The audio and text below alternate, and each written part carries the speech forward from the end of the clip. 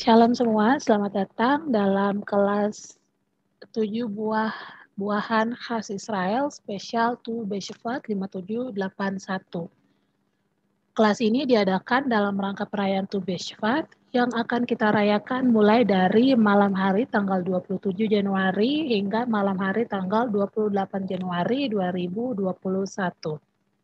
Kelas ini tentang 7 buah khas Israel yang diadaptasi dari buku Rebbetzin Chana Bracha dengan judul The Seven Fruits of the Land of Israel with Their Mystical and Medicinal Properties. Seperti bukunya bisa dilihat di layar di bagian sebelah kanan. Sebelum kita mulai dengan pembahasan 7 buah-buahan ini, saya akan menunjukkan satu ayat yang mana ayat ini digunakan oleh Rebbetzin Chana Bracha sebagai dasar dari penulisan buku 7 buah-buahan khas Israel.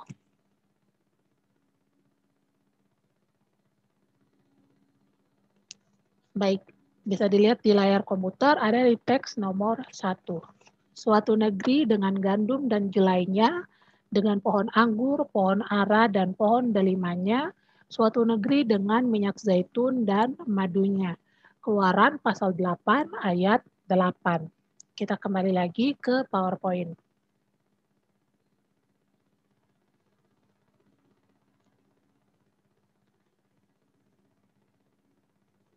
Baik, pada mulanya Adam dan Hawa hanya dikatakan atau diperintahkan untuk makan buah-buahannya dari sebuah pohon. Pada mulanya manusia adalah pemakan buah dan mungkin buah-buahan sekali lagi akan menjadi makanan utama kita di dunia yang sempurna. Dengan demikian kita bisa dapat semua nutrisi secara fisik, emosional, dan spiritual dari buah-buahan. Khususnya 7 buah khas yang mana tanah Israel dipuji atas 7 buah-buahan ini. Buah sesungguhnya adalah hadiah dari Hashem untuk kita, umat manusia. Sekalipun buah itu bukan makanan utama kita, tetapi buah-buahan itu sangat penting. Daripadanya kita bisa mendapatkan banyak vitamin, mineral, antioksidan, dan fiber. Buah-buahan juga kelihatan sangat indah sehingga mereka seringkali dijadikan sebagai hadiah, bukan? Khususnya di zaman kita saat ini, kita sering sekali membungkus buah-buahan dalam keranjang misalnya, lalu kita berikan sebagai buah tangan. Khususnya 7 buah khas Israel ini. Coba misalnya kita lihat anggur di layar. Ini anggur ini rasanya sangat enak dan kalau kita makan juga langsung melebur dalam mulut kita. Ya kan? Jadi buah-buahan ini kelihatan sangat indah dan enak dan juga bernutrisi. Oke. Jadi 7 buah khas yang 7 buah khas ini yang bisa kita lihat di layar ini secara tepat tersinkronisasi dengan iklim di tanah Israel. Maksudnya adalah mereka dapat tumbuh di tanah Israel tanpa irigasi ekstra.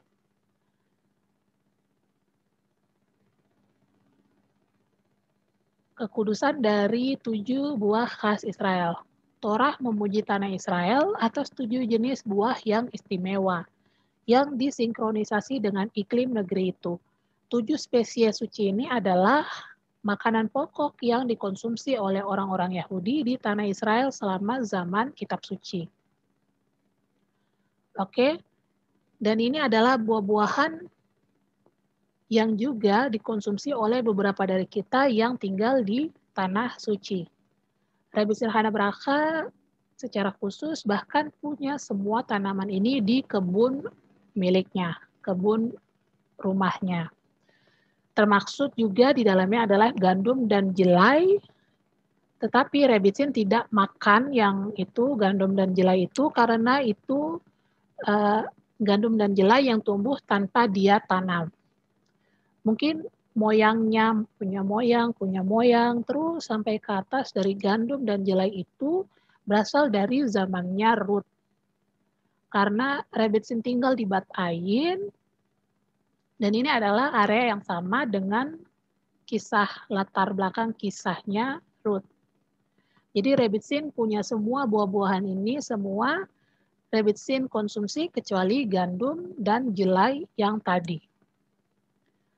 Ada hal yang spesial juga tentang waktu pohon-pohon ini mulai berbuah. Biasanya buah-buahan mulai bersemi selama waktu menghitung omer buah-buahan ini. Proses dari kematangan buah-buahan ini adalah proses kematangan dari masing-masing individu kita juga. Jadi saat kita mulai melalui proses pematangan diri pribadi kita, saat kita mulai ambil semua headset, Gefura, Tiferet, dan lain sebagainya, semua sefira yang kita lalui selama menghitung omer, itu sebenarnya kita sedang melakukannya bersamaan dengan buah-buahan kudus ini juga sedang dalam proses menuju buah yang matang. Ketika kita makan buah-buah ini, mereka tidak hanya memiliki nutrisi secara fisik, tapi mereka juga memiliki karakter secara spiritual. Yang mana hal ini membantu kita untuk terhubung dengan jiwa kita sendiri dan terhubung dengan Hashem. Oke, sekarang kita akan mulai dengan yang pertama dari 7 buah tersebut. Tapi sebelumnya saya akan perkenalkan sepintas mengingatkan kembali tentang 10 sefirot. Karena masing-masing 7 buah ini nanti akan kita hubungkan dengan sefirot yang ada. Sebelumnya saya akan mengingatkan kembali tentang 10 sefirot karena masing-masing 7 buah ini nanti akan kita hubungkan dengan sefirot yang ada. Jadi yang paling atas ada Keter, di sebelah kanannya ada Kokma, sebelah kirinya ada Binah. Ini merupakan 3 sefirot bagian atas. Kemudian di tangan kanan ada Chesed, tangan kiri ada Gefura, dan di bagian tengah antara Chesed dan Gefura ada Tiferet. Di kaki sebelah kanan ada Netzach, kaki sebelah kiri ada Hod, di tengah antara Netzach dan Hod ada Yesod, lalu paling bawah setelah Yesod adalah Malchut. Buah yang pertama adalah gandum. Gandum memiliki korespondensi dengan sefira pertama 7 yang bagian bawah. Gandum memiliki korespondensi dengan sefira pertama dari 7 yang bagian bawah, yaitu sefira Chesed, atau yang artinya cinta kasih atau kebaikan. Bahkan hingga saat ini, gandum adalah makanan yang bisa bikin kita bertahan. Contohnya, jika kita sangat lapar, kita bisa ambil sepotong roti atau cracker atau kue, lalu kita bisa bertahan sejenak dari lapar yang melanda. Yang mana menariknya, gandum ini setara dengan kabalistik sefira Chesed, yang adalah sifat memberi. Gandum juga sesungguhnya bisa meningkatkan ASI karena memiliki vitamin E. Vitamin ini juga baik untuk perkembangan fetus dalam kandungan yang mana fenomena ini, fenomena ibu mengandung dan menyusui, adalah salah satu perbuatan Chesed yang sangat besar.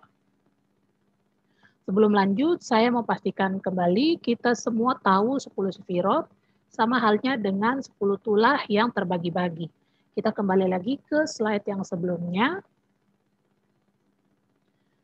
Jadi 10 sefirot ini sama dengan 10 tulah, yaitu kita bagi-bagi. Dari 10 tulah, 7 tulah diantaranya sudah dibahas di parasha yang lalu. Dan 3 sisanya akan dibahas di parasha yang akan datang. Begitu juga dengan 10 sefirot, dibagi-bagi. Ada 3 di atas, Keter, Kokma, Binah, dan 7 yang disebut sefirot bawah. Dan mereka memiliki korespondensi dengan 7 buah-buahan khas Israel. Apa itu sefira? Sefira adalah cahaya. Dan itu adalah cahaya Hashem dan bagaimana cahaya itu dimanifestasikan di dunia fisik kita saat ini. Jadi ada beberapa bohlam lampu, kita bayangkan saja ada beberapa bohlam lampu yang siap untuk menerima cahaya Hashem. Lalu cahaya Hashem itu dipancarkan melalui 10 atribut, melalui 10 sefirot yang ada seperti di layar komputer. Nah, yang pertama dari sefirot bagian bawah adalah chesed atau kebaikan. Dan gandum adalah yang memiliki korespondensi dengan sefirah chesed. Semua penjelasan ini tentang 7 buah khas Israel yang memiliki korespondensi dengan 7 sefirot bagian bawah didasari dari penjelasan Arizal yang Rebbetzin jabarkan dalam buku yang tadi sudah ditunjukkan di awal. Oke, kita balik lagi ke gandum. Gandum sebenarnya adalah pohon pengetahuan. Walaupun kita lihat gandum itu bukan seperti pohon sekarang, tapi sebelumnya, sebelum makan dari pohon pengetahuan, gandum itu adalah satu pohon utuh. Dan salah satu akibat dari jatuhnya pohon ini adalah bisa kita lihat dalam dunia ini semua hal terkotak-kotakan. Begitu juga dengan pohon gandum yang sekarang terbagi-bagi menjadi beberapa jenis. Kita bisa menebusnya, kita bisa menebus pohon pengetahuan dengan makan dalam kekudusan dan dengan bersikap sesuai nilai-nilai chesed dengan selalu memberi. Gandum secara medis juga baik untuk mengobati kanker payudara. Yang mana ini menarik karena perbuatan chesed yang besar salah satunya tadi adalah ibu mengandung dan memberikan ASI kepada anaknya. Oke, Rambam juga mengajarkan kita tentang jenis gandum yang mana yang baik untuk dimakan. Dan ia mengatakan dalam teks, dalam handout yang telah saya berikan untuk kehilas kalian yang nonton melalui YouTube, link kepada handout-nya akan saya berikan di description box di bawah. Jadi kita akan baca teks nomor 3-nya di handout.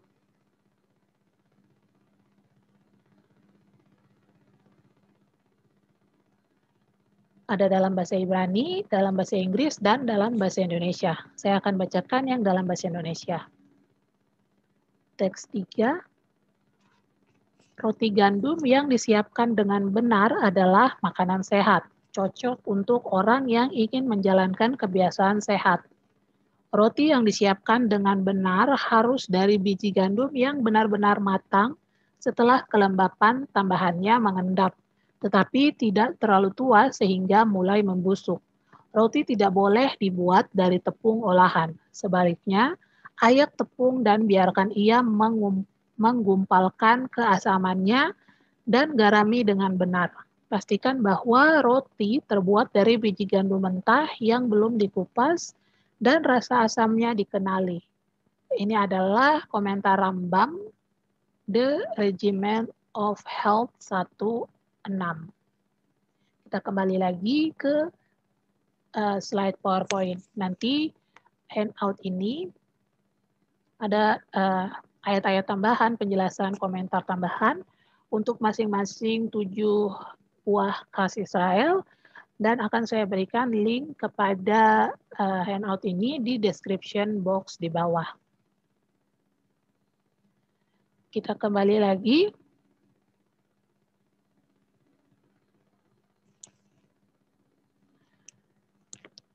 Jadi tadi adalah Rambam mengajarkan kita tentang jenis gandum yang mana yang baik untuk dimakan. Dan yang harus kita hindari jenis gandum adalah seperti dumpling, mie, pancake, pokoknya semua jenis gandum yang digoreng itu kurang baik. Rebbetzin menemukan beberapa alasan kenapa banyak orang yang menderita alergi terhadap gandum saat ini. Ini ditulis dalam bukunya Rebbetzin yang tadi ditulis penjabarannya secara detail. Nah, kenapa sampai banyak orang mengalami alergi gandum? Jadi ada alasan secara fisik, emosional, dan spiritual untuk hal tersebut. Secara fisik, menurut Rebbitzin, gandum yang kita makan sekarang bukan gandum asli lagi. Sudah dibikin lebih manis misalnya dari yang seharusnya. Sudah dibikin hybridnya sehingga lebih manis dan lebih lembut dari yang aslinya. Dan ada juga untuk membuat gandum matang lebih cepat, mereka menggunakan satu ramuan. Nah, orang-orang, para konsumen yang mengonsumsi gandum, mereka pikir mereka alergi gandum, tapi sebenarnya mereka alergi ramuan tersebut. Karena tumbuhan, jika dia merasa hidupnya sedang dalam bahaya, mereka akan langsung produksi bibit barunya sehingga ada keberlangsungan atau keberlanjutan hidup spesies itu. Itulah yang dituju dari ramuan ini. Sehingga para petani bisa langsung menggunakan truk-truk untuk panen gandum sekali banyak sekaligus. Oke, jadi itu alasan fisik untuk mereka yang alergi terhadap gandum. Lalu alasannya secara emosional, selanjutnya ada teori bahwa karena sebagian dari kita adalah keturunan kedua atau keturunan ketiga atau keempat dari yang bertahan di Holocaust, kita terbiasa disuruh menghabiskan apa yang ada di atas piring kita. Karena gandum adalah salah satu makanan utama, jadi itu pasti ada di atas piring. Dan secara emosional kita melawan, tidak mau makan makanan yang diperintahkan untuk kita makan. Kita maunya makan makanan yang kita mau. Nah, makanya teorinya mengatakan dengan kita melawan begini, akhirnya tubuh kita merespon dengan mengeluarkan alergi. Kita seperti alergi terhadap gandum. Tapi ini hanya teori, bisa iya, bisa tidak. Yang ketiga, alasan secara spiritual untuk alergi gandum adalah merujuk kepada kenyataan bahwa gandum adalah makanan yang membutuhkan kerja keras. Ada 11 tahapan untuk kita bisa makan sepotong roti.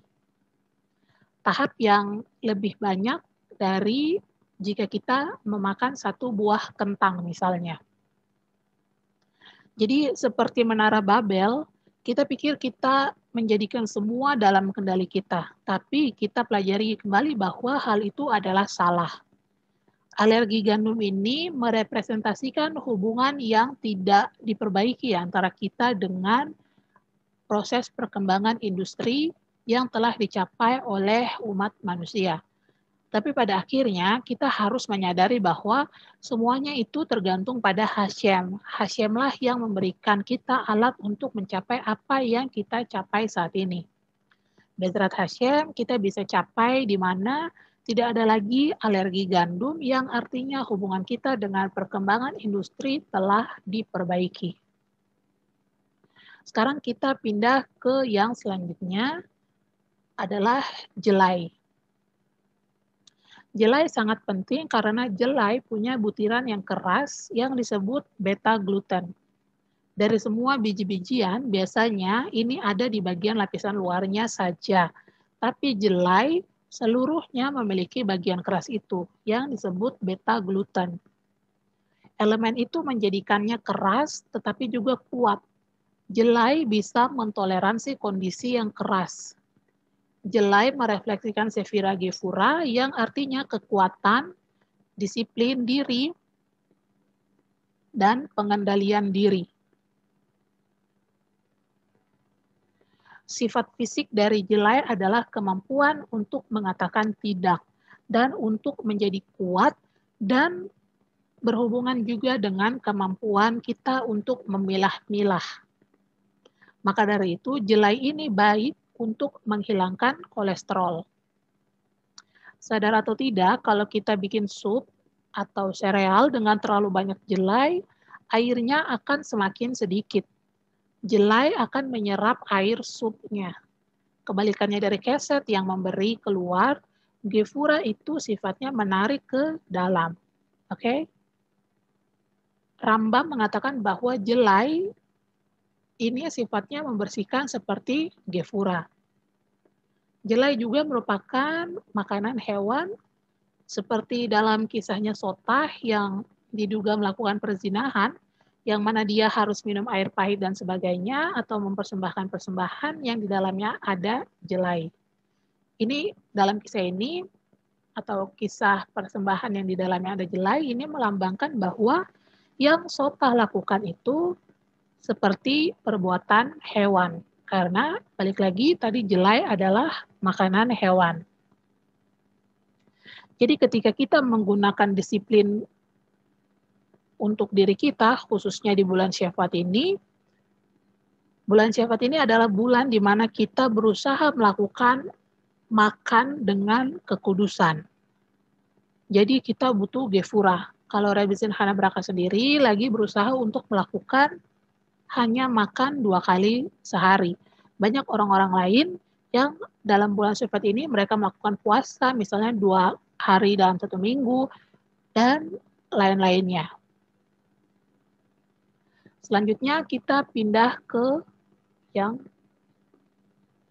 sebelum kita pindah ke yang selanjutnya. Jadi jelai ini dalam bahasa Ibrani kita lihat katanya kan ada di dalamnya huruf shin, ain, dan resh. Oke. Dan kalau kita lihat kita sebenarnya bisa mengubah kekuatan gefura yang tercerminkan dalam jelai menjadi gerbang.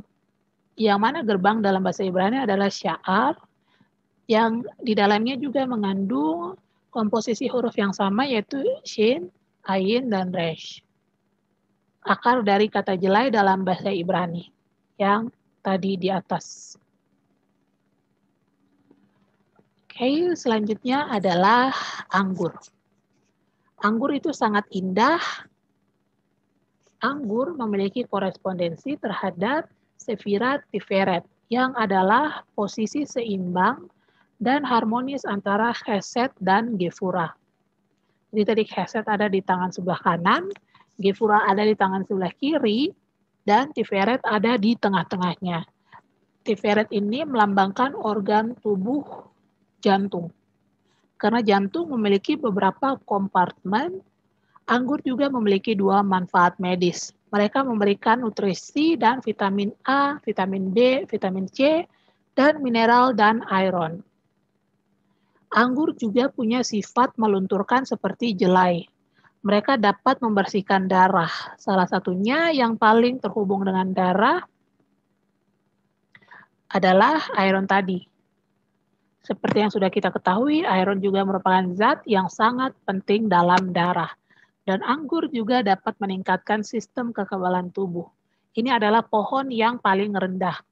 Anggur adalah pohon yang paling rendah. Di musim dingin seperti sekarang, bahkan pohon anggur sama sekali tidak kelihatan seperti sebuah pohon. Ini melambangkan kita, orang Yahudi, walaupun kita sudah diinjak-injak selama bertahun-tahun, tapi pada akhirnya sama seperti anggur, kita akan dihidangkan di meja makan raja. Walaupun di dunia ini kita diinjak-injak, tapi di dunia yang akan datang, kita akan menjadi raja. Sama seperti anggur, ada kompartemen yang rendah dan ada juga yang tinggi. Siapapun yang belajar Torah kelihatannya seperti lebih rendah dari yang lain. Uangnya lebih sedikit dan kurang dihargai di masa kita saat ini. Tapi yang penting dari anggur dan dari semua buah adalah daunnya, yang mana melalui daun bisa ada fotosintesis sehingga buah dapat diproduksi. Nah, buah itu melambangkan mereka yang belajar Torah dan daun melambangkan orang-orang lainnya yang disebut Am Haaretz. Tapi ingat, tanpa daun tidak mungkin ada buah. Kita saling membutuhkan. Anggur ini sangat baik untuk orang tua, tapi tidak terlalu baik untuk anak-anak ikut minum anggur atau wine. Kita sudah pelajari dalam Tehillim bahwa perempuan Yahudi itu diumpamakan sebagai anggur. Istrimu itu seperti buah anggur.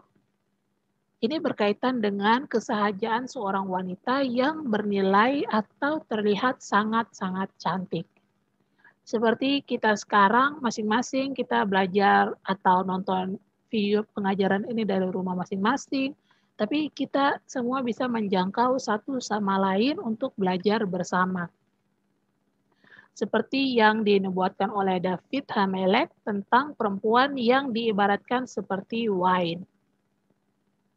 Hal lain yang indah adalah dari semua buah, anggur adalah satu-satunya buah yang jika dibikin jus, braka yang naik tetap tinggi, yaitu borei, peri, hagaven. Sedangkan buah lain, kalau kita bikin jus, brakanya jadi sehakol, yang adalah brakanya lebih rendah. Kenapa seperti itu? Hal ini mengajarkan kita tentang kekudusan buah anggur sebagai salah satu 7 buah khas Israel. Dan ini adalah buah yang kita pakai saat kiddush. Selain itu, anggur juga adalah buah yang dipakai dalam pernikahan.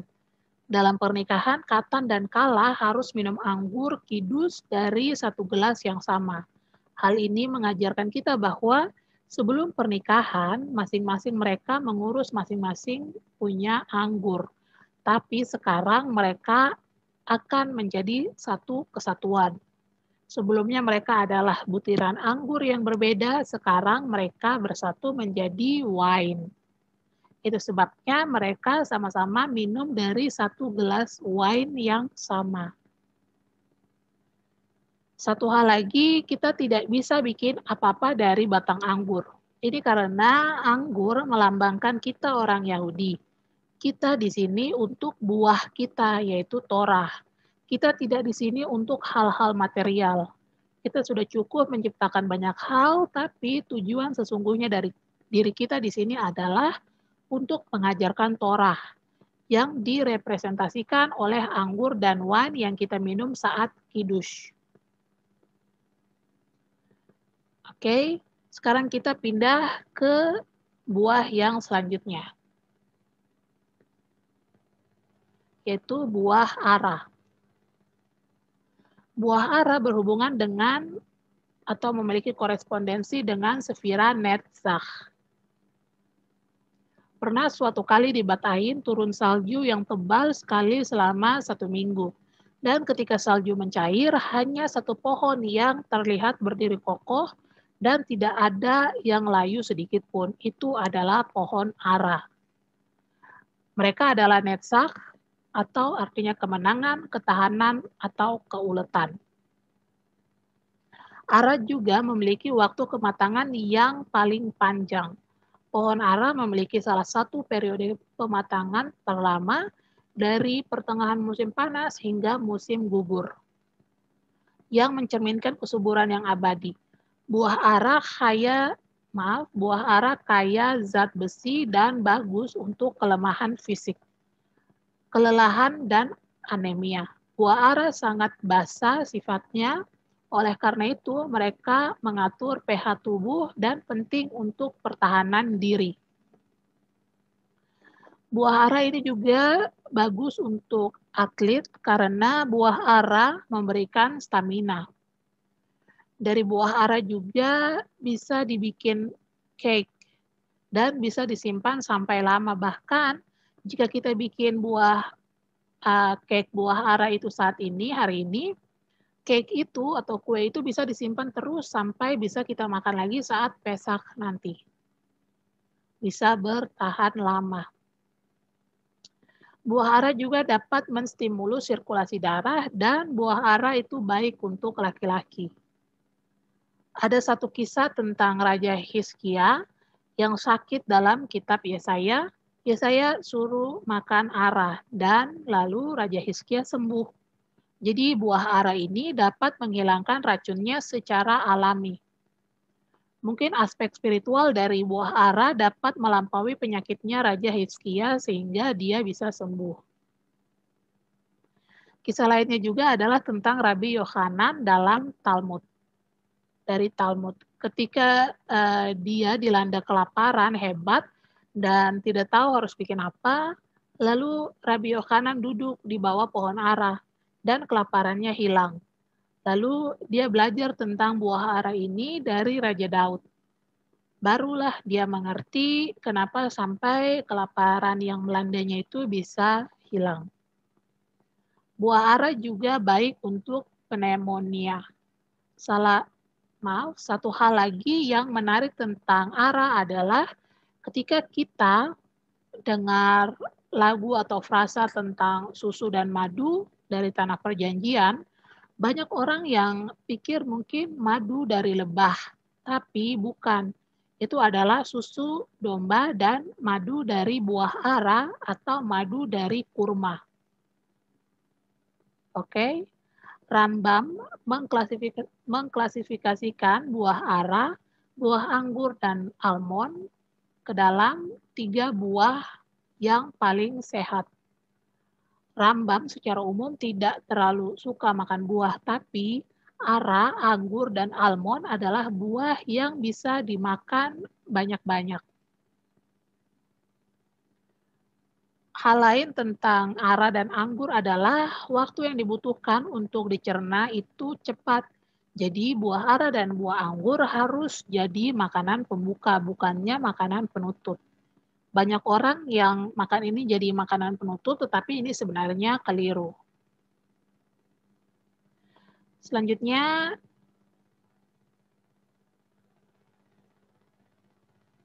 kita baca komentar Ibn Ezra untuk Habakuk pasal 3 ayat 17. Buah ara segar atau kering dapat memberikan stimulus pada sirkulasi darah dan dengan demikian mempertahankan kehidupan. Kita lanjut ke buah selanjutnya adalah buah delima. Menurut Rabbi Gernsberg, delima ini sangat baik untuk sistem kekebalan tubuh. Delima memiliki korespondensi dengan Sefira Hod. Dan mahkota dari delima itu umumnya berbentuk 6 sisi seperti Magen David. Bisa kita lihat di gambar di bawah, kanan bawah. Ini gambar mahkotanya tidak menghadap kita, tapi kita bisa lihat bahwa ada 3 lancip yang bentuknya seperti Magen David.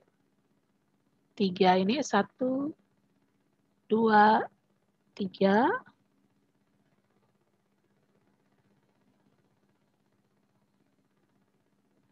Dan 1 dari bawah, 2, 3. Jadi kalau kita bayangkan mahkota delima ini menghadap ke kita, bentuknya akan seperti Magen David. Oke.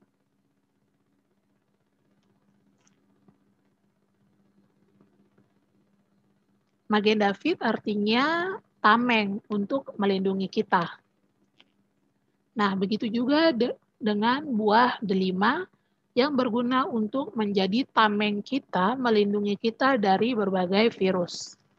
Hod sendiri juga memiliki sifat memisahkan atau mengenal mana yang teman, mana yang bukan. Maksudnya adalah ini Hod berasal dari kata toda, yang artinya bukan hanya terima kasih, tapi juga kita mengakui atau mengenal. Saat kita bilang toda atau terima kasih, itu artinya kita mengakui kalau seseorang itu baru melakukan sesuatu kepada kita. Dan lehodot artinya adalah mengakui. Nah, hal ini juga terefleksikan saat kita makan buah delima. Kita harus mengenal dan mengakui bagian yang enak dan manis dari yang terbungkus oleh kulit yang keras dan pahit. Sama seperti kita harus mengambil hal yang baik dari sesuatu yang buruk. Davidson secara pribadi percaya saat ini banyak penyakit autoimun beredar karena kita masih bermasalah dalam memisahkan atau mengenal hal yang baik dari yang buruk tadi. Tapi ini tidak akan dibicarakan sekarang. Davidson hanya menyebutkannya secara umum saja. Penelitian ini jadi ada penelitian yang telah berjalan untuk buah delima. Penelitian ini telah dilakukan oleh ilmuwan Israel di Haifa, dan mereka telah bikin satu buku tentang penyembuhan kanker dengan jus delima. Ada ilmuwan lain juga yang namanya adalah Dr. Michael Aviram. Dia menulis bahwa delima dapat menurunkan kolesterol. Penelitian lain juga dari Galilea Barat mengatakan bahwa jus delima dapat membantu pasien dengan diagnosa kardiovaskular untuk penyakit jantung. Rebitsin punya teman yang harus rutin pergi kemoterapi, dan Rebitsin selalu berikan jus delima saat temannya ini akan pergi kemo, dan temannya mengatakan bahwa jus itu sangat membantunya. Dr. Michael Aviram yang tadi juga mengatakan bahwa jus delima sangat baik untuk reproduksi laki-laki. Delima juga baik untuk cacingan karena sifatnya yang toksik. Jadi ketika mau mengobati cacingan, ambil sedikit saja untuk toksik dari delima itu membantu cacing keluar. Jangan sampai kita yang terkena toksik dari delima tersebut. Jadi delima dapat mencegah dan menyembuhkan kanker serta penyakit jantung.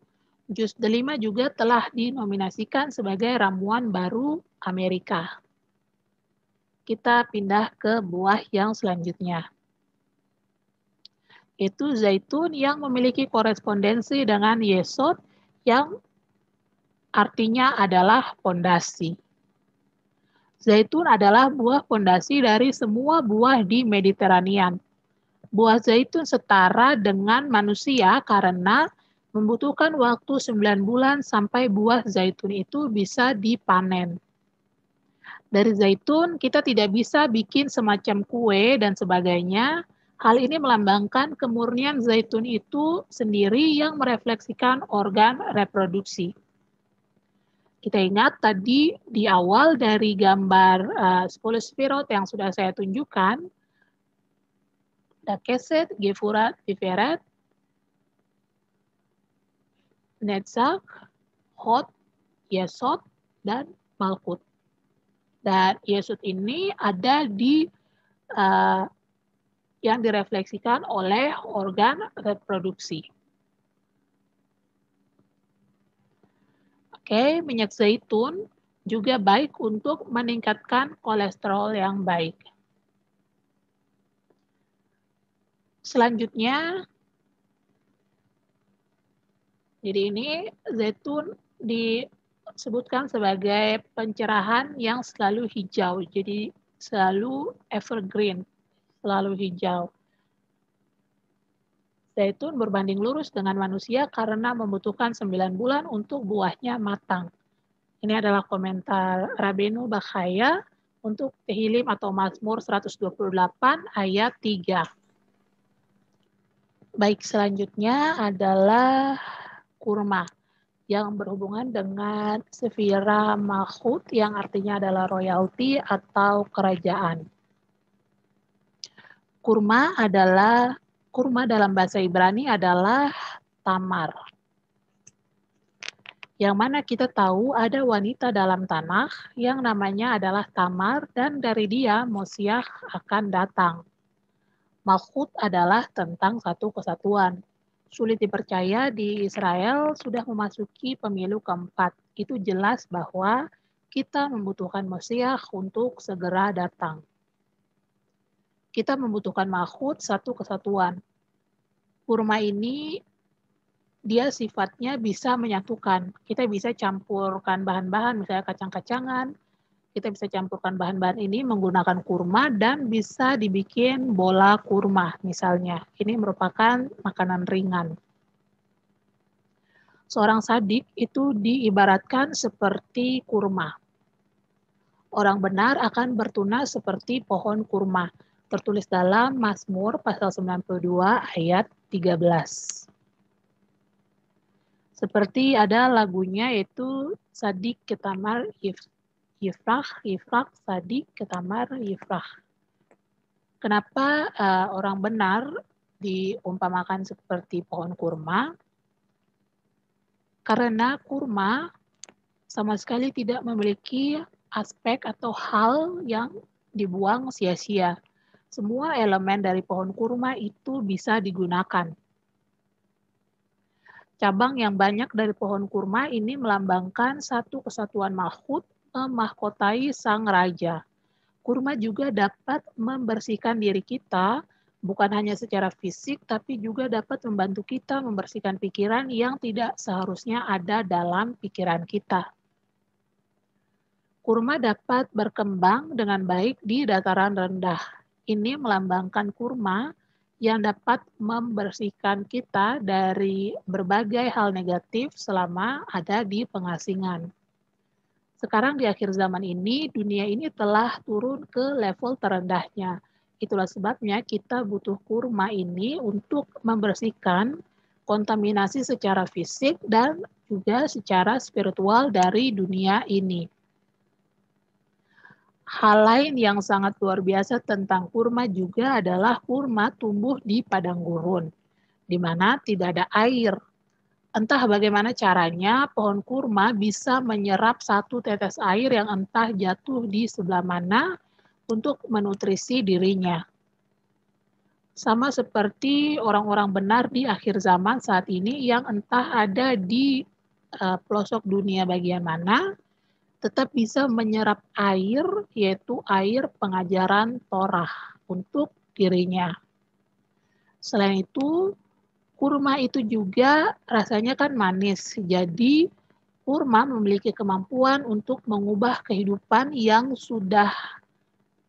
yang susah tadi di padang gurun menjadi hal yang paling manis. Tidak ada makanan yang lebih manis dari kurma. Oke, selanjutnya ringkasan dari 7 buah khas Israel. 7 buah itu memperkuat hubungan kita dengan Hashem dan dengan tanah sucinya. Yang kedua, ketujuh spesies itu merupakan pusat dari jalan spiritual yang berusaha untuk meningkatkan dunia fisik melalui kehidupan saat ini. Maksudnya adalah dunia fisik yang kita sedang hidup di dalamnya saat ini tergolong sebagai dunia bagian bawah.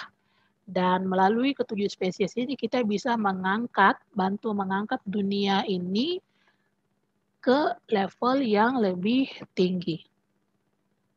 Nomor 3, makan 7 spesies itu secara sadar dapat meningkatkan kesejahteraan kita, membantu kita terhubung dengan tanah Israel, dan memperdalam hubungan kita dengan Hashem. Maksudnya makan dengan sadar adalah ketika kita makan kurma misalnya, dari 7 buah ini, kita merenungkan, ketika kita makan, kita merenungkan bahwa kurma ini dia tumbuh di padang gurun yang mana susah untuk mendapatkan air, tetapi akhirnya dia bisa bertahan lalu menghasilkan buahnya, buah kurma, dan rasanya ini manis. Jadi kita betul-betul merefleksikan, merenungkan sembari kita makan masing-masing 7 buah ini. Yang keempat adalah masing-masing dari 7 spesies tersebut berisi pelajaran ilahi yang mendalam untuk kehidupan spiritual kita. Dengan mengintegrasikan pesan spiritual mereka melalui makan secara sadar, kita dapat membawa dunia selangkah lebih dekat ke keadaan yang sempurna. Oke, jadi pembahasan 7 buah khas Israel tadi semua didasari atau diadaptasi dari buku ini, The Seven Fruits of the Land of Israel with their mystical and medicinal properties yang ditulis oleh Rebbetzin Chana Bracha Sigelbaum. Untuk kehilas sekalian yang ingin membelinya bisa mengunjungi link yang tertera di layar dan melakukan pembelian buku dari 7 buah khas Israel tadi. Oke, jadi ada buku lain lagi yaitu Seven Fruits of the Land yang tadi, To Besefat Placemat, dan The Nameless Chicken from Judea. Dan maaser dari hasil penjualan buku ini akan diberikan sebagai donasi untuk Midrashet Perot Bat Ayin. Sekian untuk pengajaran kali ini, spesial perayaan Tu B'Shvat, 15 Shvat yang akan kita peringati minggu depan di tanggal 27 Januari saat matahari terbenam nanti. Sekian untuk pengajaran kali ini. Jika konten ini memberkati Anda, silahkan beritahu kami di kolom komentar. Jangan lupa like dan subscribe YouTube channel ini. Terima kasih. Shalom.